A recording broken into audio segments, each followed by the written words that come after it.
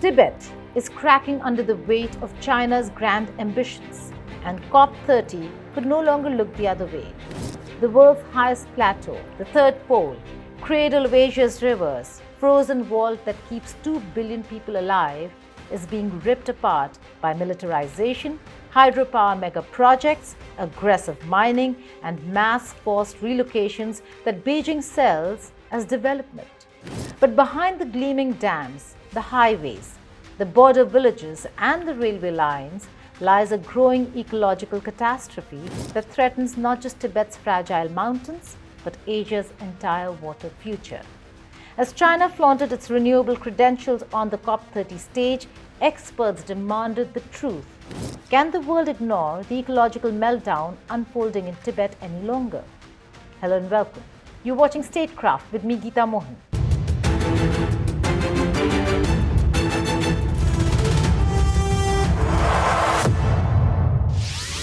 For years, the world saw Tibet's infrastructure boom only through the narrow lens of geopolitics. Border tensions with India, military build-ups, and dual-use highways carving through mountains. But the real story, the one that erupted at the COP30 Global Climate Summit, lies in the environmental wreckage beneath these projects. Hydropower dams that destabilize fault lines, mining operations that poison rivers, permafrost melt that undermines entire landscapes, and forced relocations that erase centuries of indigenous ecological knowledge. All of it collides into one devastating crisis.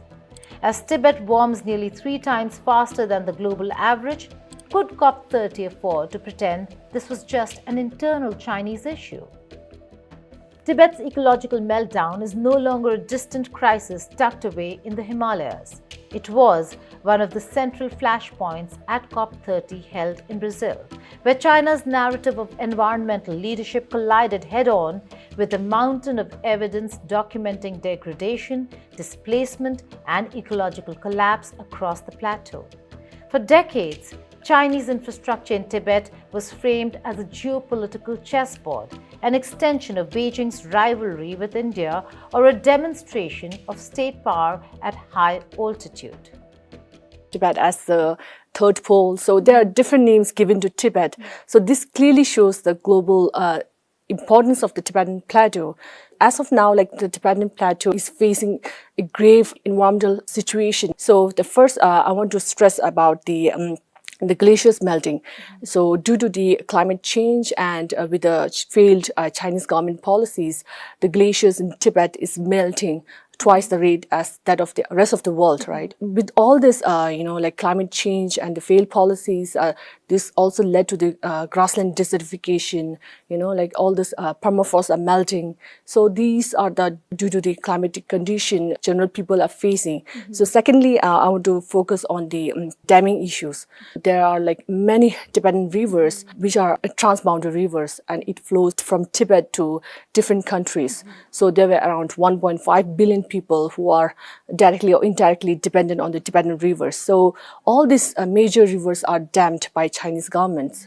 So these have impact not only to the Tibetan, but has impact also to the downstream countries. And the third one is natural disaster. So since 2016, there are consecutive, natural disaster happening inside Tibet. And there were floods, droughts, landslides, earthquakes. So there are many natural disasters happening inside Tibet. So these are the 3 main issues that Tibetan plateau is facing now. But Stockholm-based Institute for Security and Development Policy, that is ISDP, tore that curtain apart. Its new report declares unequivocally that Tibet has reached ecological breakdown and that this breakdown now threatens Asia's water security, regional stability, and the very integrity of global climate governance. China, meanwhile, continued to parade itself as a champion of green progress, pointing to its massive renewable investments and prominent presence at climate summits. But in Tibet, the so-called third pole, hydropower, mining, militarization, and mass displacement have converged into a slow and steady ecological implosion. At COP30, this contradiction was finally dragged into the spotlight. Militarization is not a footnote in Tibet. It is the spine of China's development strategy. Since the 2020 border standoff with India, Beijing has accelerated both military and dual-use infrastructure, expanding highways, railways, helipads, and border villages at a scale that is staggering even by Chinese standards. These projects are advertised as tools of modernization, but on the ground, they bulldoze through fragile ecosystems, displace nomadic populations, and enable rapid mobilization of troops and equipment along one of the world's most dense frontiers. And when militarization meets hydropower ambitions, Tibet becomes a ticking geological time bomb. For a healthy flow of Asian rivers, protection of Tibet Plateau is absolutely necessary. Unfortunately, ever since China's occupation of Tibet in the 1950s, the culture in Tibet, the kind of culture we had in Tibet, the culture of respecting nature, the culture of protecting lakes, rivers, mountains, forests, wild animals, and glaciers has been undermined by a colonial culture that has been imposed in Tibet. And the colonial rule that wants to take up everything possibly available in the occupied land for the development of China. So in this process, China built hundreds of dams, and China is building and planning to build one of the biggest dams on earth, and which means the flow of the Asian rivers would be disturbed. And also increasing number of mining across Tibet has resulted in release of mine waste into those rivers and pollution of those rivers. There has been instances. And there's another case, Tibetan river called Nyakchu, which is one of the biggest tributary of Yangtze River, the longest river in Asia, was polluted by release of lithium mine waste, and which resulted in mass death of fish. And people were not able to drink from those rivers. So someone like me who used to drink directly from those rivers, when I go back to Tibet, the situation will not be the same. I won't feel safe to go lie down on a river that flows around my village to drink, because things have changed. Things have changed because China's occupation, because of a colonial rule and colonial policy that has imposed destruction of Tibetan Plateau. But of course, Tibetan people, China's government, international community can and should work together for the protection of Tibetan Plateau, because it is need for all. ISDP's report highlights one of Beijing's most audacious ventures, the Midog Mega Dam on the Yarlung Tsangpo, known downstream or in India as the Brahmaputra, at an estimated cost exceeding $160 billion. Celebrated inside China as an engineering marvel, this dam sits at the intersection of two volatile tectonic suture zones, the Tsangpo Suture and the Eurasian Indian Suture. This region has a violent geological history of powerful earthquakes and landslides. Yet Beijing is doubling down on massive infrastructure in this already unstable terrain. The stakes are not just geological. Downstream countries like India and Bangladesh depend heavily on the Brahmaputra's flow, and China's refusal to share transparent hydrological data, environmental assessments, or disaster response plans amplifies the risk dramatically. Every cubic meter of water trapped or diverted upstream has potential repercussions for millions downstream, a reality China prefers to downplay while promoting the dam as a symbol of national achievement. It is the only pole, therefore, that is surrounded by half the world's population on its doorstep.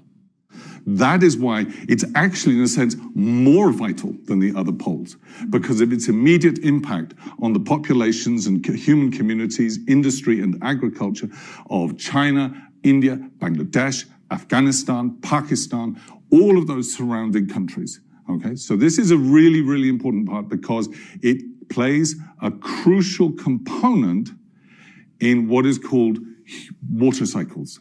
Asia's water cycles center on the third pole region. Can I have the next slide, please?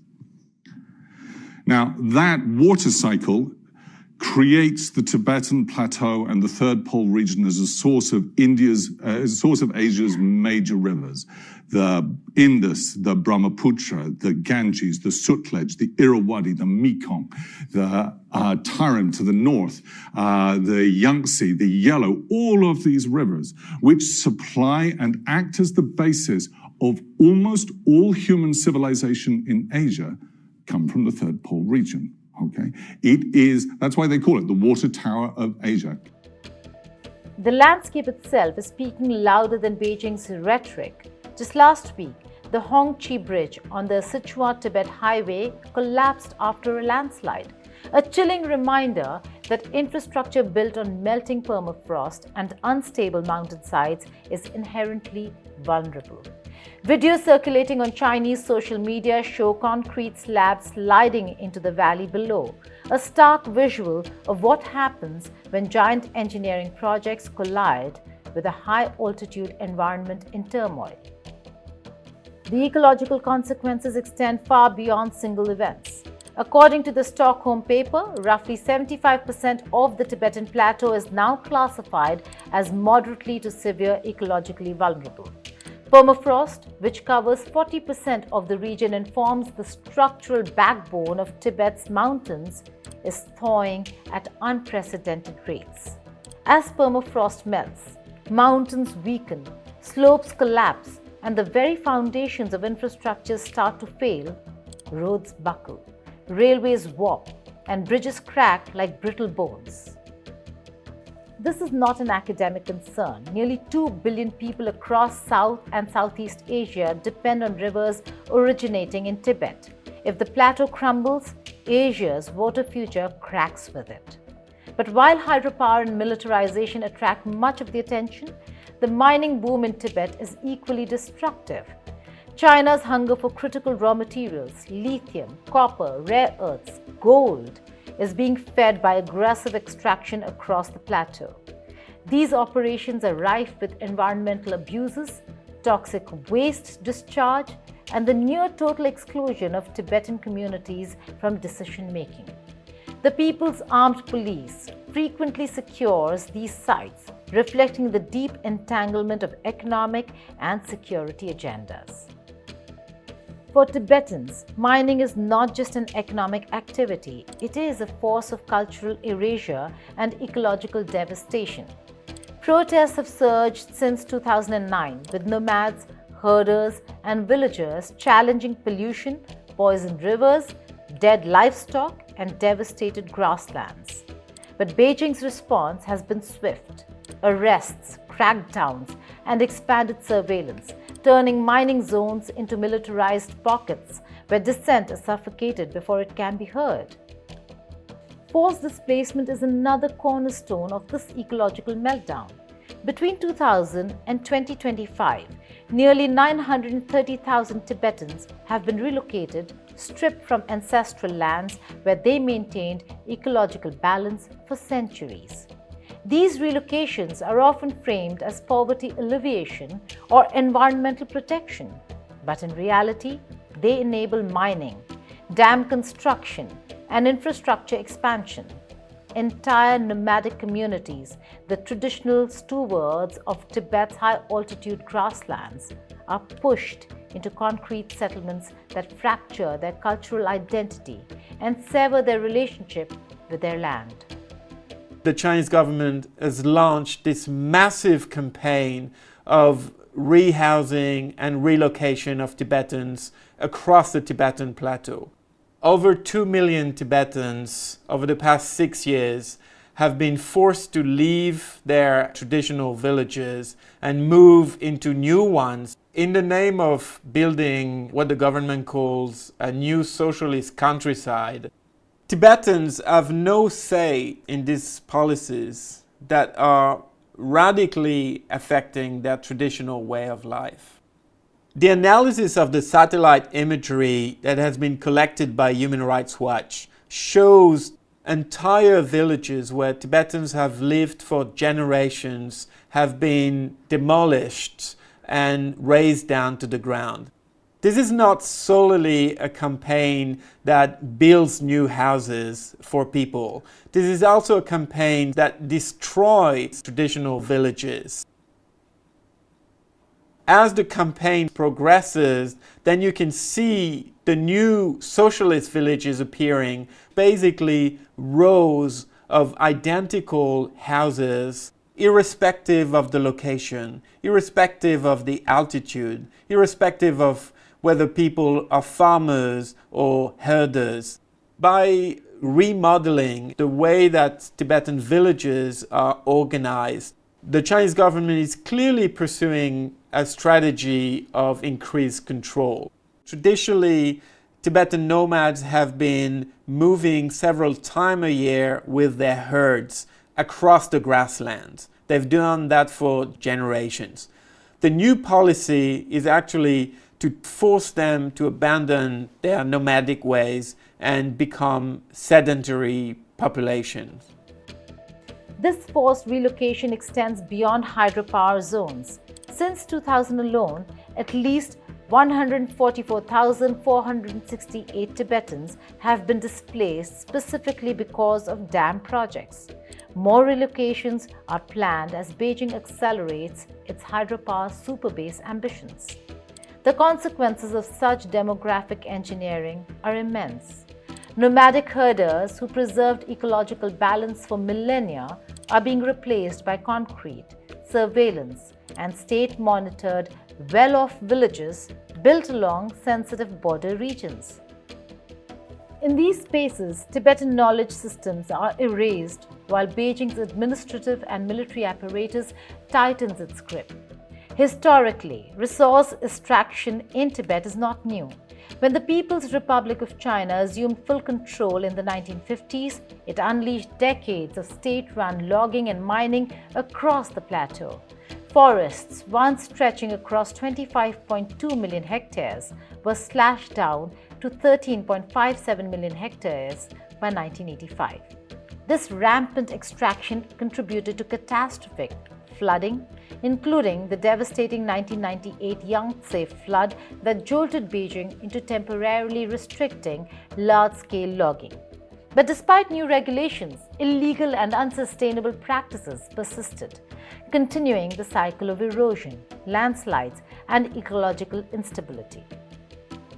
Mining also followed a familiar pattern: profit-driven extraction with little regard for environmental or community welfare. Toxic runoffs from lithium mining killed fish, poisoned rivers, and triggered protests across Tibetan prefectures. Yet, the push intensified, driven by global demand for CRMs and China's determination to dominate the supply chain. Infrastructure expansion went hand in hand with this extractive model. Roads, railways, pipelines, and border villages emerged as conduits not only for minerals but also for military logistics. By the 1990s, Tibet's road network was around 4,536 miles. Today, it has exploded to nearly 74,000 miles. The Qinghai-Tibet Railway, celebrated in China as an engineering triumph, also serves as a lifeline for troop movement, resource transport, and demographic transformation. The dual-use nature of border infrastructure is unmistakable. China's well-off villages near the Indian frontier double as civilian settlements and military staging points. These villages are symbols of Beijing's claim over borderlands, populated, surveilled, and infused with state presence, all while adding to ecological stress through construction, road building, and habitat disruption. Climate change magnifies every one of these impacts. Tibet's designation as the third pole is no poetic metaphor. It contains largest volume of frozen water outside the Arctic and Antarctic. As global temperatures rise, Tibet is warming nearly 3 times faster than the global average. Glaciers retreat, permafrost melts, weather patterns swing unpredictably, and watersheds feeding Asia's great rivers, the Brahmaputra, Mekong, Yangtze, Yellow, face destabilization. This is not just a Tibetan tragedy, it is and Asian crisis. Wildfires, droughts, flash floods, and collapsing grasslands destabilize livelihoods across the plateau. Downstream, 1/3 of the world's population becomes vulnerable as river flows fluctuate, water security erodes, and geopolitical tensions sharpen. Beyond the ecological devastation lies cultural dislocation. Tibetan nomads and pastoral communities who have lived in harmony with these high-altitude ecosystems for thousands of years are witnessing the rapid disintegration of their way of life. Forced relocations, surveillance, urbanization, and displacement to make way for dams and mines dismantle centuries-old knowledge systems essential for high-altitude ecological stewardship. China calls it modernization. Tibetans experience it as dispossession. And at COP30, these long-suppressed realities push through the cracks of China's carefully curated global image.